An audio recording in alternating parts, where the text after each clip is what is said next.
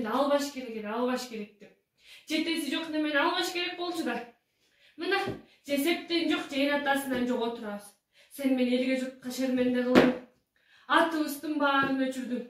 Биз бул айылдын ардактуу адамдарыбыз, билесиңби балам сен ошону? Уят болду, уят. Же аялым мени укпайт, айтканымды тың жазабайт.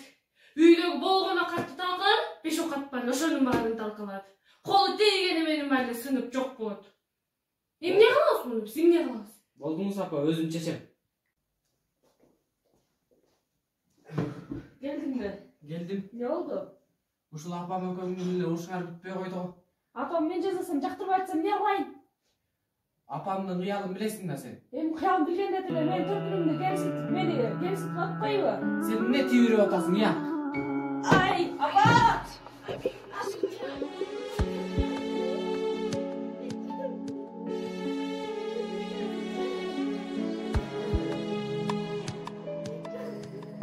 Аттиң, ушундан көрө ата-энемдин жанында болуп, мээримде беле турсам эмне? Кичинекей кезимде мээрим көрбөгөнүм аз келген эми мынтип турмушумдан сапкы жеп отурам.